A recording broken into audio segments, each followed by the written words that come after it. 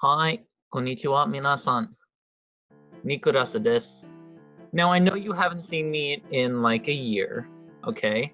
It's been a year since I made my last video, but I'm alive. If you don't know, the riots, the BLM protests, the falling, the abolition of society, part of a bigger socialist plot to stage a revolution. I'm going to go over just what the plot is in this video. Okay, so this is OccupyWallStreet.org. It's a leaderless resistance movement with people of many colors, genders, and political persuasions. The one thing that we all have in common is that we are the 99% that will no longer tolerate the greed and corruption of the 1%. And this article that's right on the front page of OccupyWallStreet.org kind of condones rioting. Actually, it condones ambushing as opposed to rioting. Rather than trying to overcome police repression in a series of successful protests, so peaceful protests, activists should aspire to a dramatic victory in a single encounter. They want it quick. They want loud bangs, essentially indoctrinate people in their cause without them knowing. So essentially the concept of the useful idiot. This victory does not need to be violent. They do say it doesn't need to be violent. In fact, the spectacular and humiliating non-violent defeat of riot police would be far more effective. But if you scroll down, this is all just historical context for what they're about to give you, which is strategic insight. And I don't have enough knowledge of history to say anything about this, so go ahead, read it for yourself and tell me what you think if you are so inclined. Strategic insight. First lesson: break the script. Apolitical faction riots were common, but the Niger Revolution the Niger Revolt spiraled into a revolution when it swerved in an unexpected direction. Second lesson: unite. The Niger Revolt nearly succeeded because the two factions found a common cause and joined together to achieve a shared goal, freeing their comrades and toppling Justinian. The revolt was crushed when the unity was broken. The division between the left and the right today is akin to the separation of the blue and green in 532. Third lesson: don't celebrate until you've won. This is a revolution. The fatal mistake of the rebels was to assume that acclaiming a new sovereign in the hippodrome was sufficient to topple the old leader. If the people had swarmed Justinian's residence to complete the revolution instead of flocking to the hippodrome to prematurely celebrate victory, the history of the Western world would have irrevocably altered. Strategic insight for ambushing. A single decisive victory can change the course of history. Contemporary activists can reverse the behavior of strong adversaries by orchestrating singular events that surprise and demoralize. Keep in mind, demoralize. The example set by Arminius is especially important for protesters who face heavily armored police. Rather than trying to overcome police repression in a series of successful protests, activists should aspire to a dramatic victory in a single encounter. A video of a stunning victory against paramilitary police could mobilize the world. This victory does not need to be violent. In fact, a spectacular and humiliating non-violent defeat of riot police would be far more effective. On the value of winning with as few victories as possible, the great Chinese military, who lived 400 years, gives excellent advice. Those that garner 5 victories will meet with disaster. Those with 4 victories will be exhausted. Those with 3 victories will become hegemons. Those with 2 victories will be kings. Those with 1 victory will become emperors. For this reason, those who have conquered the world through numerous victories are extremely rare, while those who thereby perished are many. So they're talking about kind of a one-shot fatal blow to the system. So this is what the revolution is, and they're actually saying it doesn't need to be violent. That said, one thing this author misses is that, especially now, a lot of these socialist activists feel like there's no choice but to be violent.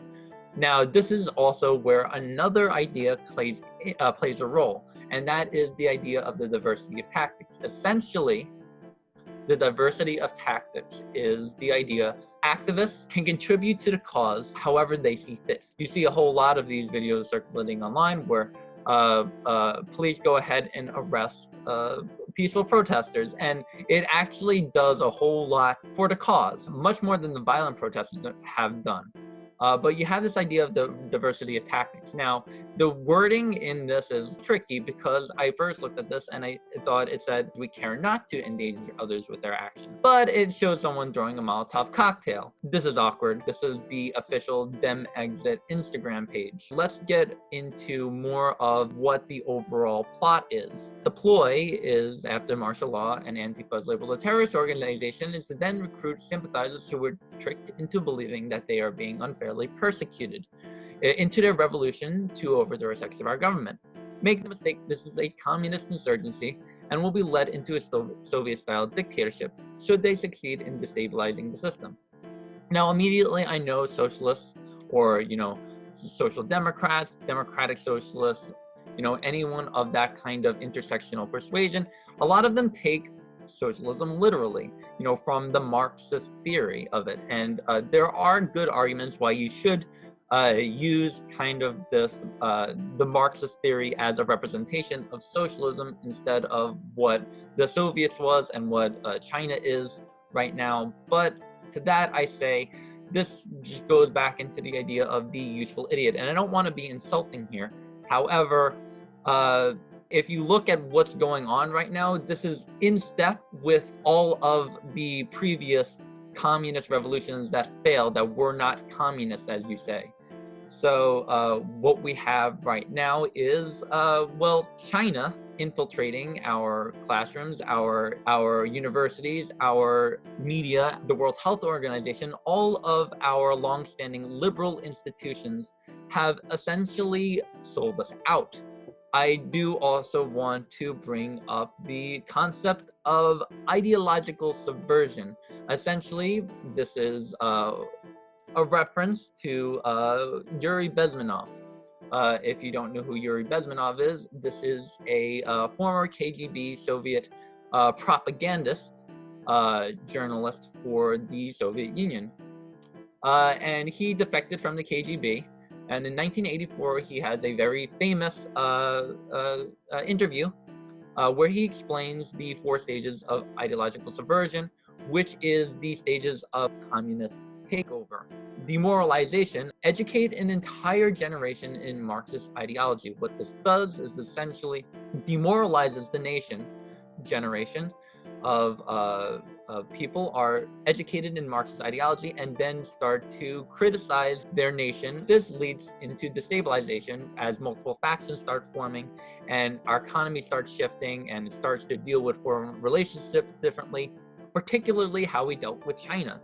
And now, where we are right now is we're in a crisis. I'm not exactly sure when you could say the crisis started. I think since civil war has been on the horizon for quite a while, you can make an argument that the crisis actually started maybe in 2019 or 2018. But the crisis definitely is reaching its climax, especially with these latest riots, just this mass civil unrest that just is occurring. This is when the communist revolutionaries start to gather, start to overtake the government, or another government steps in to take advantage of the crisis. Let's segue into Antifa. Now, Project Veritas just dropped a report today. The militia wing of Antifa, the Redneck Revolt, that went to Charlottesville, believes in the complete abolition of the system itself, including police. These are communist, believe in this same communist ideology. And you have to think about how a socialist system would start to work. Now, obviously, social democrats and democratic socialists want bigger government for healthcare, education, et cetera, et cetera. But a lot of these people realize that they're not going to get it without an upheaval of our current system. So what's going to happen is they're going to try to start overtaking the government. And look at some of the journalism I did. The Democratic Socialists of America supporting defund the NYPD. Shameless plug. If it is so obvious that it's the socialists that are the ones that are pushing for the defunding of the police, but they're also for bigger government, you have to wonder what exactly the plan is. Intimidate the government to give in to the people, or is it to overthrow the government, replace it with a new one? Well, if we look at the diversity of tactics, ideology, anything in support of the greater cause, it doesn't necessarily matter how it's done, it just matters that it's done. So half of it could be intimidation of our current form of government, mainly the Democrats, because they are the ones who literally bent the knee to these to Black Lives Matter. They don't want to defund the police. They want a mob. They want a mob that they can control to dictate what can or cannot be said.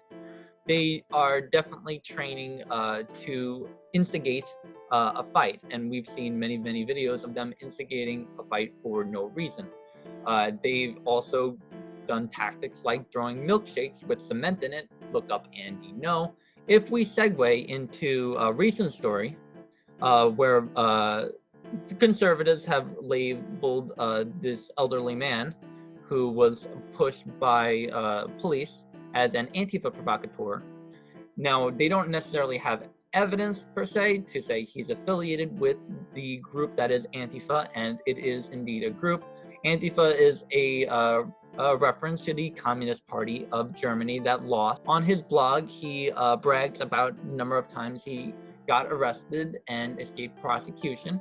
On his Twitter account, when it was still up, he also had a lot of anti-cop sentiment. I don't necessarily think that's totally indicative of him being in Antifa, but it does show his political persuasion. I don't necessarily believe he was acting in the best intentions when he approached the police, especially when you get into the nuances of what happened leading up to it. This was a video that happened right before. This person says right over here, not all cops are bad. He's looking to get punched in the face. What this culminates into is a media battle, mass indoctrination to destabilize the system even further and further the crisis so that the communists can get what they want. It's mostly about radically changing the system. Maybe they'll go too far by trying to defund the police department, and it will result in a Republican wipeout. But at the same time, you look at how Instagram and all the social media platforms react, and we have a mass indoctrination of people because it was a bullet, it was a bang, it was a Molotov cocktail, it was a nuke on our political discussion. A massive victory for the left by getting the useful idiots in our government so that they can take advantage of your goodwill in order to get power. If you look at how the Democratic Party functions, everything is for power. And that's why they will kneel to Black Lives Matter, ironically, because they want their positions in power, even though liberals get the bullet too. And with that, I'm going to have fun editing this, and I hope everybody has a nice day. Follow me on Instagram at The Ideological Way, and follow me on Minds at The Ideological Way. I'll see you in the next video. Like, share, subscribe. Thank you.